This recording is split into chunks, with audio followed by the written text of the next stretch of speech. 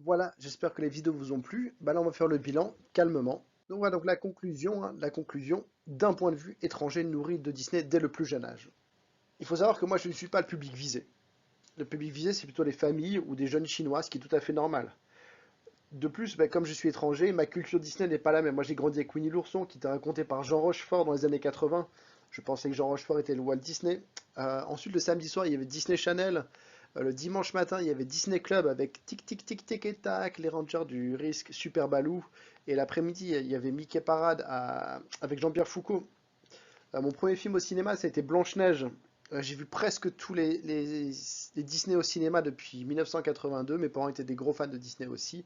Ils nous emmenaient à Disney plusieurs fois, même quand ça s'appelait Euro Disney. Bref, je suis un pur produit du Disney d'antan. Et la société Disney évolue avec une direction que j'apprécie pas forcément, mais je reste quand même un fan du Disney de l'âge d'or de Disney. Moi j'étais avec une amie chinoise qui a 31 ans. Elle était avec moi le premier jour, donc elle connaît Mickey, elle connaît Minnie, Donald, Dingo plutôt, mais elle connaît surtout Elsa de la Reine des Neiges, Zootopie, dont il y a même un monde dédié à Zootopie qui va ouvrir à Shanghai. Donc d'ailleurs, la lapine de Zootopie est hyper connue, on voit des trucs d'elle partout. Moi je pensais juste que c'était un truc pour pervers. Et en même temps, si moi je le compare avec le parc parisien, bah, il faut savoir qu'en 1992 et même encore maintenant, le parc a subi beaucoup de critiques de la part des intellectuels français qui voyaient ça comme un Tchernobyl culturel, il me semble, de l'impérialisme américain. C'était pas assez adapté au public français parce qu'on parlait en anglais dans le parc. Et aussi, c'est que ça a longtemps été un gouffre financier pour Disney. Néanmoins, Disneyland Paris, ça reste la première destination touristique en Europe.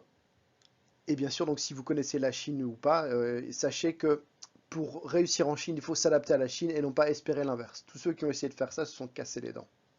Donc d'un point de vue économique, bien sûr, c'est la bonne stratégie à faire. Bien sûr qu'il faut s'adapter à la Chine. Mais c'est vrai que quand moi je connais le Disney d'antan, ça fait toujours un peu mal. En fait, il ne faut pas s'attendre à retrouver le même esprit de Disneyland Paris, bien sûr, de Disneyland Paris ou des autres Disneyland, bien sûr. Et en même temps, vu la mondialisation, tout ça, garder ses spécificités culturelles, c'est une bonne chose. Mais maintenant, attention à ne pas se dénaturer. Il faut savoir que Disney se censure beaucoup, s'auto-censure pour pouvoir être diffusé en Chine. Donc les films Marvel, Star Wars, ils sont tous pensés dans cette optique, car en Chine, il n'y a pas en fait de classification pour les films. Donc tout doit être tout public. Donc c'est-à-dire, on va dire, calé sur ce qu'un enfant de 6-8 ans peut voir. Pas de violence, pas de sexe, très peu de bisous, pas de gros mots, bref, aseptisé à mort. Bah, à ce sujet, je vous recommande l'épisode 9 de la saison 23 de South Park qui en parle de façon très crue, bien sûr. Donc on va voir en détail les points positifs et négatifs, selon moi, je le répète, hein, du parc de Shanghai.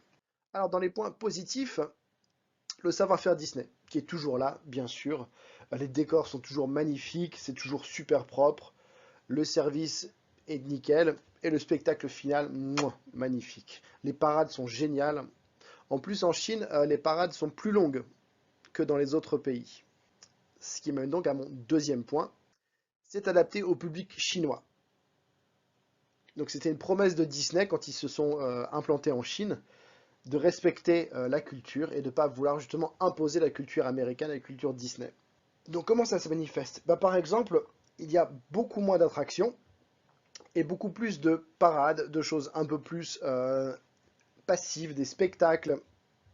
Il y a beaucoup de spots photos.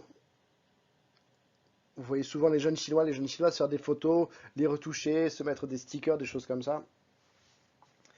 Il y a des aires de pique-nique. Alors, je le dis dans la vidéo, mais il me semble que c'est interdit en France et dans d'autres pays de ramener des snacks. En Chine, justement, c'est autorisé, je ne vais pas dire c'est encouragé, mais il y a plein de zones de pique-nique où les gens, justement, peuvent manger, ramener tout ce qu'ils ont pris.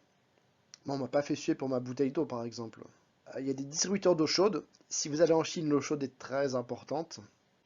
Donc voilà, donc ça, c'est un parc qui est très très bien formaté pour son public.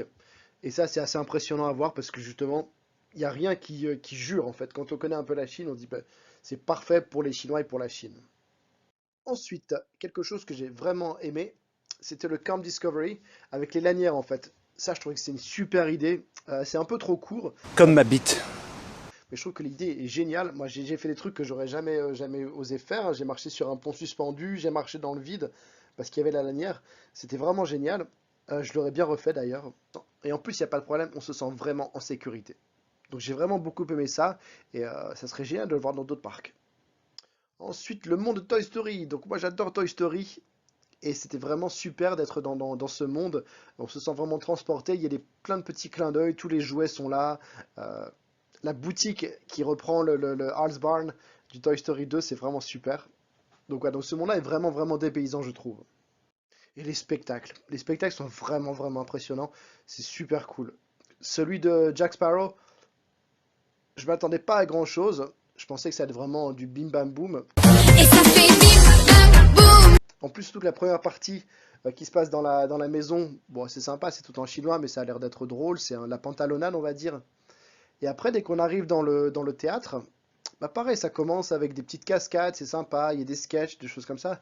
Et tout d'un coup, bam, il y a l'attaque du bateau. Et là, ça commence à se bastonner, à faire des cascades et tout. C'est vraiment impressionnant. Et pour la Reine des Neiges, en fait, je ne l'ai pas filmé, mais en fait, c'est que il y avait un film qui était projeté donc à 360 degrés. Donc en fait, on se sentait vraiment immergé dans le spectacle. Et bien sûr, hein, c'est toujours très bien joué. Et, le son est super. Donc, ouais, et donc les spectacles, c'est justement pour s'adapter au public chinois, ils ont fait des spectacles qui sont vraiment impressionnants. Et enfin, moi, ce que j'ai bien aimé, donc c'est aussi le prix du séjour. Ça m'a pas coûté très cher, donc je suis très content. Et je pense que c'est un bon argument justement pour Disney, pour faire venir du monde, c'est de garder des prix qui soient bas et qui soient compétitifs. Ça va faire venir des gens chinois, ça va faire venir des gens étrangers. Je trouve que c'est très bien. Le prix de l'hôtel, même s'il paraît cher, c'est 2 fois moins cher pratiquement qu'en France. Et la chambre est vraiment cool. Voilà, donc ça c'est mon point positif. Toujours maintenant, on va voir les points négatifs. C'est parti. Alors, en premier point négatif, il n'y a pas beaucoup d'attractions. Moi, je trouve qu'on a vite fait le tour. En plus, comme il n'y avait pas beaucoup de monde cette fois-ci, on a vraiment fait le tour en un jour et demi, j'avais tout fait. Pour être très méchant, je veux dire que c'est plus un parc à photo qu'un parc d'attractions. Donc il y a beaucoup de spots où se faire prendre en photo, comme à Paris, je sais, mais à Paris, il y a également beaucoup d'attractions. Alors, un point qui m'a vraiment chagriné, c'est le manque d'attractions phares. Par attraction phare, j'entends la maison hantée. Moi, la maison hantée, j'adore ça. Je l'ai fait plusieurs fois à chaque fois. Small World aussi. Alors, Small World, c'est des raisons assez bizarres. Donc, la Chine a refusé, alors que, bizarrement, à Hong Kong, l'attraction existe, même si elle n'était pas là au début du parc, elle a été implantée après, avec justement des spécificités très chinoises. Donc, au Small World de Hong Kong, on entend les différents dialectes, le cantonais, le mandarin et d'autres. Et justement, l'attraction passe plus de temps sur la partie Asie pour justement mettre en valeur l'Asie. Comme en France, par exemple, la partie Moyen-Orient est plus développée qu'ailleurs, et il y a même la chanson en arabe. Donc, ouais, donc c'est d'obscures raisons d'impérialisme. À mon avis, je pense que la Chine n'aime pas être représentée du point de vue étranger. Donc, surtout qu'à Small World, il me semble qu'ils sont vus de façon un peu caricaturale avec la petite tresse. Et donc la Chine essaie vraiment de casser cette image très traditionnelle. Aussi, il n'y a pas d'attraction Star Wars, mais il n'y a pas de Star Tour par exemple, qui est vraiment sympa. Le train autour du parc aussi, ça c'est j'adore. Donc le monde Frontierland, donc le mode des cowboys, qui n'est pas là malheureusement non plus. Main Street aussi. En fait, il faut savoir que 80% des attractions de Disneyland Shanghai sont uniques. Donc c'est bien d'être unique, mais aussi j'aime bien aussi avoir des recettes un peu classiques, hein. C'est comme quand vous allez à un concert, vous aimez bien entendre les nouvelles chansons, mais les anciennes chansons, ça fait toujours plaisir. Ensuite, l'application est pas précise et le Wi-Fi est pourri. Au XXe siècle, on avait des cartes, des grandes cartes de Disney qu'on déplie, et là en fait il existe une application qui permet de se repérer dans le parc. Sauf que, je sais pas, mais pendant les 2 jours, c'était impossible de se repérer dessus. J'étais jamais au bon endroit où ça bougeait. Donc dès qu'on me disait, ah mais il faut mettre les Wi-Fi, sinon ça marche pas. Dès que je mettais le Wi-Fi, j'arrivais pas à me connecter. Et c'était encore pire. Donc comme j'ai pas beaucoup de sens d'orientation, j'ai passé mon temps à me paumer.